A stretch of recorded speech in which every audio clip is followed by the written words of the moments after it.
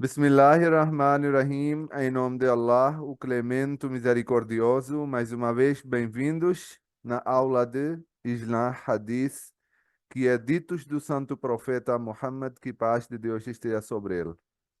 Antes de começar a nossa aula, como é costume, iremos ler a Durud Sharif, né?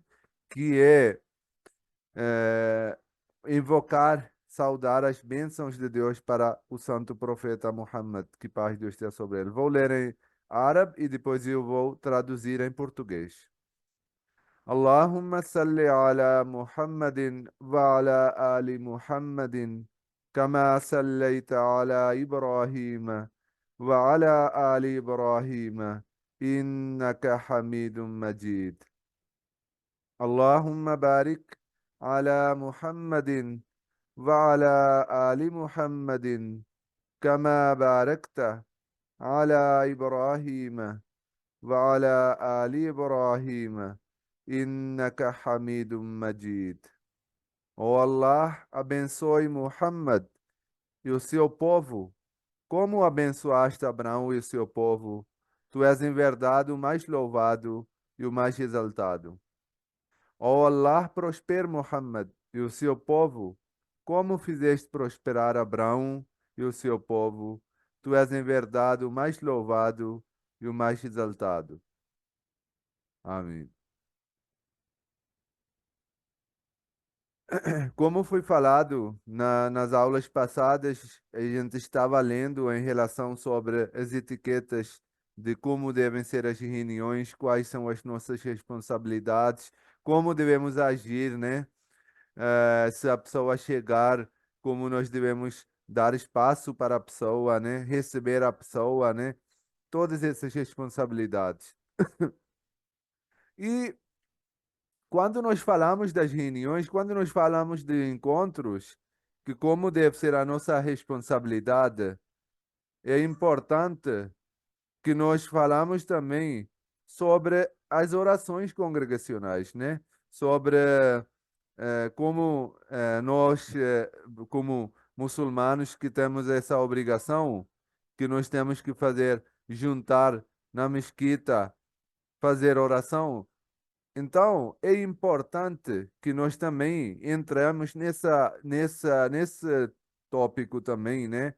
Que quais são as obrigações para os muçulmanos que juntam tantos muçulmanos, dependendo da região da mesquita, podem ser dezenas, centenas ou milhões, né? Dos muçulmanos que reúnem nas mesquitas sagradas, nas mesquitas centrais, tem milhares de pessoas, né, que reúnem.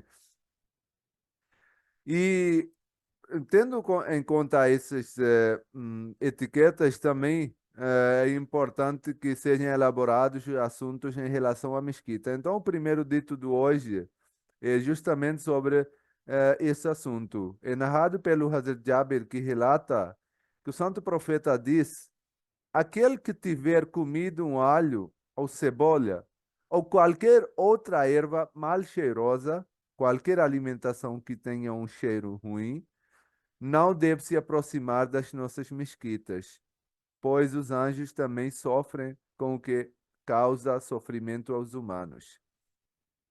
Então, nesse dito, o santo profeta explicou que as pessoas devem ter em conta, quando eles estão indo para a mesquita fazer a oração, reunir com as pessoas, o primeiro objetivo é reunir com Deus, né?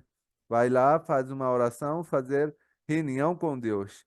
Mas com essa reunião você junta com as pessoas também. Como é oração congregacional, vai juntar outras pessoas. Então, é importante que você entenda quais são as coisas que deve ter em conta. Por exemplo, não quer dizer que se você, por exemplo, aqui Santo Profeta diz que você não pode aproximar da mesquita. Isso não quer dizer que você não pode ir perto da mesquita, mas sim, isso quer dizer que você quando faz uma coisa, toma alguma coisa assim que cheira mal, você não deve ir para a oração, não deve ir para a mesquita, porque isso vai causar danos, isso vai prejudicar outras pessoas, isso vai prejudicar o ambiente da mesquita, né? Porque imagina tantas pessoas e cada um tenha comido uma coisa diferente, do jeito que possa dar um cheiro ruim, isso vai desagradar o momento, o ambiente. E as pessoas que vão lá na procura de tranquilidade, na procura de um ambiente tranquilo, calmo, em que eles possam fazer as suas orações, súplicas de forma tranquila. Eles vão estar muito incomodados com o cheiro das pessoas. É o momento quando você se junta. Você tem que juntar ombro com ombro. E nesse momento, imagina se uma pessoa está cheirando mal, você vai ficar preocupado como é que eu vou evitar que esse cheiro chegue até mim. E você não vai conseguir prestar atenção na reunião com Deus, na oração, né? Que uma reunião com Deus Todo-Poderoso. E Santo Profeta explicou de uma forma tão linda que às vezes a pessoa até pode pensar que tudo bem, se outra pessoa incomoda, não é problema meu. Mas Santo Profeta deu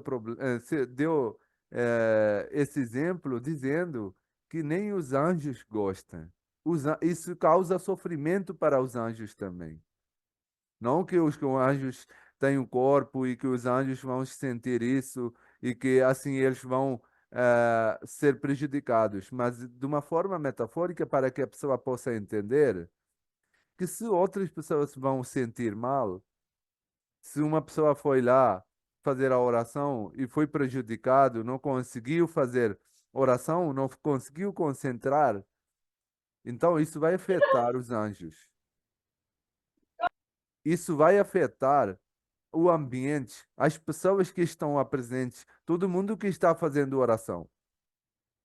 Então, mesmo que a pessoa não se preocupa com outras pessoas, pelo menos quando for falado dos anjos, ele vai ter que pensar duas vezes, porque afinal, ele também preocupa com tudo que é ligado com Deus, o intermediário, os anjos que transmitem as bênçãos, as orações que são feitas, que levam até Deus Todo-Poderoso, apresentam para Deus. Então, automaticamente a pessoa vai ter que pensar: será que eu devo fazer isso?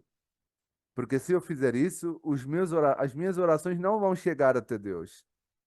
Os anjos vão ser prejudicados. Então, nesse exemplo tão metafórico e lindo, Santo Profeta explicou para os muçulmanos que isso foi dado o exemplo do alho, né? Mas em si mesmo isso carrega uma mensagem muito ampla, né? Que qualquer coisa que possa prejudicar de qualquer forma aos outros deve ser evitado. E não quer dizer que você come uma cebola na hora da oração e pronto, agora não pode fazer a oração. Você deve saber isso, né? Que agora é horário de oração. Ou eu vou comer depois disso, algo que pode gerar qualquer tipo de cheiro ruim, ou eu como um pouquinho antes, eu deixo de comer esse momento e eu vou comer no outro momento. É questão de prioridade. Em que você vai dar a prioridade? Você vai comer algo que pode cheirar mal e depois vai perder a oração? Ou você vai deixar comer aquela coisa específica que pode gerar algo ruim, cheiro ruim, para um outro momento? Então, é muito importante que nós tomamos esse cuidado, não só nas mesquitas, mas as mesquitas são símbolos da reunião, da oração, da congregação. Mas qualquer lugar que seja em que você reúne com as pessoas, em que você pode fazer, por exemplo, aqui nós não temos a mesquita apropriada, então nós temos uma sala onde nos reunimos. Então, essa sala torna uma autoridade da mesquita. Então, as coisas que não devem ser feitas na mesquita também não devem ser feitas nesse ambiente, que é um ambiente da oração, que é um ambiente em que as pessoas se reúnem para se agradar, para agradar Deus e para ter um ambiente de tranquilidade, um ambiente em que eles possam ficar tranquilos rezando para Deus. A pessoa que tem testemunhado isso pode entender a situação que a pessoa se passa. Eu, por exemplo, eu posso dizer como isso fica incomodado para a pessoa quando a pessoa tem que ficar ao lado de uma pessoa que está cheirando ruim, que tem comido alguma coisa. Às vezes nem é uma coisa ruim que você tem que comer, né? Às vezes você faz uma comida, alimenta, e às vezes fica gerando um hálito de uma forma ruim que pode incomodar os outros. Então é só você escovar os dentes depois de fazer a alimentação, a refeição, e antes de ir para a oração. Inclusive, o santo profeta, nós estudamos esse dito do profeta também. Ele disse que se eu não entendesse que isso seria um peso para o meu povo, eu iria colocar uma obrigação para o meu povo de escovar os dentes antes de fazer oração. Vejam só. Ao mesmo tempo, ele mostrou a importância de escovar os dentes antes de fazer aquilo, e ao mesmo tempo também mostrou a sensibilidade de que isso vai ter um peso para as pessoas. Nem a ablução todo mundo faz direito, né? A ablução é purificar, limpar as suas partes íntimas, limpar as suas partes que são expostos, né? Antes de fazer a oração, né? Tem uma forma certa de você lavar as mãos, braços até cotovelo, rosto, passar mão molhado na cabeça, lavar os seus pés, né? Que é uma ablução. Então, imagina escovar os dentes, né? Mas se a gente olhar com o olho científico de medicina, nós descobrimos que tem várias vantagens. Sempre que a gente sempre que a gente coma alguma coisa ou toma alguma coisa, se a gente deixar os nossos dentes limpos, isso não vai causar qualquer tipo de danos, não só para nosso dente, mas também para nosso estômago e para a nossa saúde em geral. Nós iremos ser protegidos. Então é importante nós termos cuidado em relação a isso, porque islamismo não é muito importante vocês entenderem que islamismo não é uma religião que faz dá uma ordenação, uma ordem, um mandamento e fala que pronto, não deve fazer isso. Sempre tem uma lógica.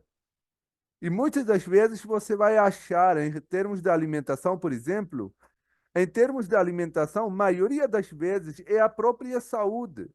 É por causa de saúde que uma ordem foi revelada. Por exemplo, ontem eu estava numa universidade aqui no Rio, fazendo a palestra para os professores da história, e no final, um dos professores me fez uma pergunta que como você defende ou como você explica a proibição de carne de porco, né? Então eu dei um exemplo muito simples. Eu disse que por que que aqui nos hospitais, eu não estou falando nos países islâmicos, eu estou falando aqui um país que a maioria é cristã. Por que que aqui nos hospitais a carne de porco não é servida? Porque nas escolas públicas, sempre que eu tenho oportunidade de ir para várias escolas, vários colégios para fazer as palestras e nunca vi servindo, inclusive me falaram que não é servido carne de porco nas escolas públicas. Por quê? E quando você pergunta para os médicos dos hospitais, eles se justificam dizendo que a carne de porco muitas das vezes pode dar inflamação, além dos muitos outros pontos negativos que não é momento agora de gente discutir isso. Mas o Islã fala, quando proíbe de fazer alguma coisa, ou mesmo especificamente falando do carne de porco, primeiro por causa de saúde, por causa de saúde da própria pessoa. Então, se foi proibido, porque contém coisas ruins que podem prejudicar a saúde da pessoa. Então, do mesmo jeito, os outros mandamentos também, quando nós olhamos, analisamos, nós vemos que muitas das vezes encontramos que tem esse mesmo agora de limpeza, ablução, por exemplo, de limpar as nossas partes íntimas.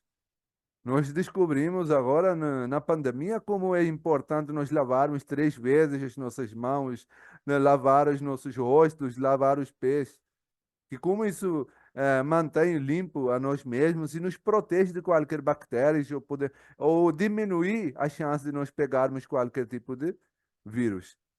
Então, isso tudo mostra que como Ainda nós vamos falar na frente também em relação a isso, como 14 séculos atrás, Santo Profeta previu isso tudo e explicou e ordenou para que esses cuidados sejam tomados para que nós possamos ser protegidos e também nós possamos tomar cuidado dos outros e não sejamos incomodando outras pessoas. Outro dito de Santo Profeta é narrado pelo Hazrat Abu Huraira, que relata que Santo Profeta tinha o costume de, sempre que espirrava, cobrir a boca com uma mão ou um pano e tentar suprimir o som o máximo possível. Vejam só, mais uma vez, né? Já que a gente estava falando de saúde, a gente obviamente tem esse assunto, o tópico de hoje é como devem ser nossas etiquetas dentro do ambiente onde tem reunido as pessoas, né? Mas veja só o ponto esse aqui, de quando a pessoa espirra, quando espirrava o santo profeta, ele deixava sempre ou um pano, né? Uma roupa na sua boca. E hoje nós descobrimos que manter é sempre bom ou é preferencialmente deve ser feito uma roupa ou alguma coisa na nossa boca quando nós estamos espirrando. Obviamente, quando nós não temos a roupa ou alguma coisa, podemos colocar o nosso braço, a nossa mão também, mas essa parte aqui de pano que o santo profeta colocava é algo tão importante porque hoje em dia é explicado cientificamente que isso protege de que as bactérias que saem da nossa boca sejam espalhadas. Então, e também o cheiro, as bactérias e o cheiro, quando você coloca a roupa, você prevê que coisas possam ser espalhadas no ambiente que a gente esteja, né? E também não espirrar no ambiente público assim, de uma forma tão horrorosa que as pessoas possam assustar, né? Deve cuidar dessa parte aqui também, que não seja algo que seja um desumano, né? Que você faz como se fosse feito como algo tivesse explodido, né?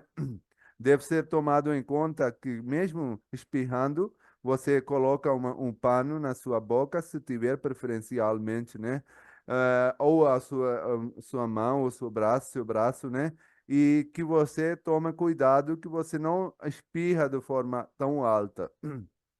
Então, esse dito mais uma vez nos prova que, como santo profeta nos ensinou séculos atrás, que como é importante nós cuidarmos quando nós estamos espirrando, de não espalhar as bactérias que estão saindo da nossa boca para o ambiente que a gente esteja. E sempre deixar algo na nossa boca, à frente da nossa boca. Porque se você não colocar nada na frente da sua boca, as bactérias saem, fogem, e eles saltam para fora. E eles são espalhados no ambiente. E qualquer pessoa que passa por lá, toca aquele lugar, ele pega aquelas bactérias. Por isso é importante essas etiquetas. Por isso, sempre que nós falamos que islamismo não é uma religião só de espiritualidade, Islão é uma religião que nos dá as etiquetas de como proteger a nossa saúde. E coisas cientificamente provadas agora foram falados, profetizados 14 séculos atrás. Como nós devemos fazer a lavagem das nossas partes, como nós devemos fazer a ablução, como nós devemos, na hora de fazer espirrar, como devemos lavar os dentes, qual é a importância de lavar os dentes e tudo, etc. Muitas outras coisas, né? Outro dito também, já que a gente falou de espirrar, narrado pelo Hazrat Abu Huraira, que relata que Santo Profeta diz quando alguém de você espirrar, deve dizer Alhamdulillah. Então, sempre que alguém espirrar, deve ser agradecido a Deus Todo-Poderoso. Porque tem muitas bactérias que estão lá dentro que podem fazer danos na nossa saúde, que saem quando você espirra. Então, isso deve ser feito um agradecimento. Alguém poderia imaginar que essas bactérias podem fazer mal a algum, ou que saem bactérias 14 séculos atrás. e que nós devemos agradecer por causa disso. Mas Santo Profeta já deixou bem claro que ao fazer, ao espirrar, você diga Alhamdulillah, que todo louvor, que agradeço a Deus Todo-Poderoso e todo louvor pertence a Allah, que causou esse espirro, que expulsou as bactérias de mim, né? E a pessoa que estiver ao seu lado, o seu irmão, o seu companheiro, que deve estar lá, que ouviu a pessoa dizer Alhamdulillah, deve dizer Yarhamkullah. Yarhamukallah ou Yarhamkumullah, né? Yarhamukallah é que Allah tenha misericórdia de você, que Allah tenha misericórdia de você ou de vocês. E depois a pessoa responde que espirrou, Yahdikumullah wa yuslih balakum, que Allah o guie e melhore sua condição. Então, é uma forma de trocar as palavras, trocar as bênçãos das orações de um ao outro, né? Você espirrou, isso também causou que você faça uma bênção ou você peça a oração para o seu irmão e de volta o seu irmão pede a misericórdia e a bênção para você também. E há aqui também algo importante também, que eu achei um dito que é importante também nós colocarmos aqui, muito interessante. Hazrat Abu Musa relata que, narrado pelo Hazrat Abu Musa, relata que os judeus, obviamente no tempo do Santo Profeta, na cidade de Medina que ele morava, tinha várias tribos, tinha três tribos dos judeus. Então tinha um ambiente muito interreligioso, tinha outras religiões, tinha judaísmo, tinha cristãos também, né? E tinha idólatras também. Que os judeus espirravam na presença do santo profeta, esperando que ele respondesse com que Allah tenha misericórdia de vocês, né? Você viu aqui que quando alguém espirrar, a outra pessoa responde dizendo que Allah tenha misericórdia de vocês. Mas quando? Se a pessoa disser Alhamdulillah, não é? Se a pessoa nem disse Alhamdulillah, se a pessoa nem agradeceu, como é que você vai responder? Entendeu? Isso é uma resposta. Então é uma responsabilidade da pessoa, né? Também que quando ele estiver no público ou ele estiver com alguns irmãos, ou mesmo esteja sozinho, ele deve agradecer, ele deve dizer essas palavras. Mas aqui, olha, os espertos não diziam, espirrava e achavam que o santo profeta iria dizer para eles que Deus tenha misericórdia de vocês. Mas o que o santo profeta fazia? Santo profeta, em vez de dizer essas palavras, pulava para o próximo passo e dizia que Allah o guia e melhore sua condição. Não é? Aqui pode ser condição espiritual, pode ser condição em que a pessoa estiver, né? Então, o santo profeta, isso também mostra como, às vezes, a gente, conforme a situação, conforme a pessoa, conforme o estado onde a gente está, a situação, a gente pode optar algo que pode ser adequado mais na situação. Então, o santo profeta pulava para o próximo passo, que na verdade eram eles que iriam dizer, né? Eles não diziam Alhamdulillah, que quer dizer todo louvor pertence a Allah, só que esperavam, eles sabiam que tinha ensinamento, né? Quando o profeta falava dos ensinamentos, era espalhado na cidade, nas pessoas, em público, né? Achavam que o santo profeta vai nos dar essa bênção, que Allah tenha misericórdia de você, né? Que Allah vai ter. Só que o santo profeta pulava o passo e dizia que Allah o guia, que o primeiro, o mais importante para vocês no momento é que Deus guia vocês e melhora a sua condição. Aí a gente lembra aqueles ditos também do santo profeta em relação quando os judeus diziam Assalamu alaikum. A gente já leu aqui. Assalamu alaikum quer dizer paz de Deus esteja sobre você, certo? Mas eles não diziam isso. Eles diziam Assalamu alaikum. Assalamu alaikum quer dizer que seja amaldiçoado ou destruído ou alguma coisa assim, palavras ruins, né? Torcia a palavra e dizia, né? Só que o santo profeta, em vez de dizer wa alaikum salam, ele dizia wa alaikum. Wa alaikum quer dizer e sobre você também. Então, se você deu bênção, para você também. Se você falou alguma coisa errada, eu não vou dizer, mas para você também. Então, a pessoa merecia para ele mesmo aquilo que ele desejou para o outro. Se ele tinha a intenção de desejar a misericórdia, a bênção, paz, para você também. Você recebeu de volta aquilo que você desejou para o outro. Se você desejou bênção, você recebeu o mesmo, sem ter que outra pessoa ter dito palavras ruins. Se ele desejou algo ruim com suas palavras, com suas intenções, e a pessoa não sabe, ele só disse, o santo profeta só falava, "Wa alaikum", e sobre você também. Tudo que você desejou, esperamos que tenha desejado algo bom. Então, tudo que desejou, para você também. Então, aqui também, mais uma vez, nós vemos que, como na época os judeus, especialmente que moravam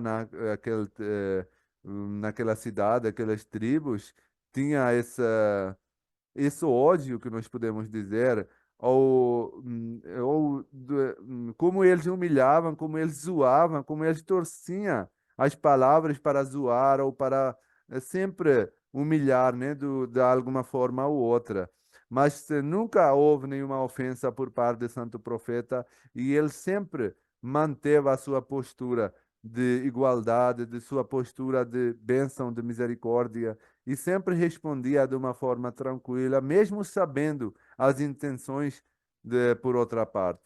Ele sempre desejou o melhor para os seus inimigos, para as pessoas que torciam para algo ruim para Santo Profeta. Outro dito do Santo Profeta, o último dito de hoje, narrado pelo Hazrat Abu Huraira, relata que Santo Profeta disse: uma pessoa se senta em uma companhia que se entrega a conversas inúteis. Se ele estiver numa companhia, numa reunião, é importante a gente. Eu queria finalizar esse assunto nesse dito, porque hoje em dia nós vemos que muitas das vezes a gente fica numa companhia, não reunião, mas reunião sempre tem objetivo, né? Mas assim nas conversas dos amigos que são inúteis, vão em vão, conversas vãs, né? Que não têm um sentido, que não têm um motivo, não tem sentido bom. Às vezes essas conversas são negativas, né? Além de não trazer um propósito, eles trazem negatividade, né? Então, se a pessoa se sentar nessa companhia, estiver nessa companhia, e antes de deixá-la, na hora de deixar essa companhia, se suplicar que santo és tu, ó Allah, e teu é o louvor, sou testemunha de que não há ninguém digno de adoração além de ti, peço teu perdão e me volto para ti. Se ele falar essas palavras, ele será perdoado por sua participação nessa companhia inútil ou nessa companhia negativa. Então é importante sempre nós estejamos avaliando, fazendo uma autoavaliação, né? Que tipo de companhia nós estamos sentando. Isso não é só para a nossa espiritualidade, mas para a nossa evolução como ser humano é muito importante que hoje em dia é provado cientificamente como a companhia, como o ambiente em que nós estamos nos influencia. Então, é importante que sempre escolhemos algo positivo para nós, para que nós possamos ser produtivos, para que nós sempre possamos evoluir como seres humanos, como as pessoas e também na nossa espiritualidade, né? E as pessoas que estão na nossa volta, o ambiente que nós escolhemos ficar no qual impacta nos impacta, tem um papel fundamental para a construção da nossa personalidade. Então, sempre devemos, essa é uma forma de nós fazermos uma avaliação nas todas as vezes que a gente estiver conversando numa companhia, num grupo das pessoas, que será que essas conversas são inúteis? Será que essas conversas são negativas? Ou será que essas conversas são produtivas? Podem ser de qualquer forma. Aqui não foi falado que se forem espirituais, tudo bem, se forem mundanas, não pode. Não. Se for de uma reunião de emprego, uma reunião da sua, do seu negócio, das coisas em que você está ganhando o conhecimento, ganhando alguma coisa, você está sendo produtivo, tudo bem, tranquilo. Mas se for algo que está sendo inútil, que além de você não ganhar nada, você ainda está perdendo, você está ganhando negatividade, então sim, essas reuniões devem ser evitadas para que isso não tenha um impacto negativo na nossa alma, na nossa espiritualidade e na nossa personalidade.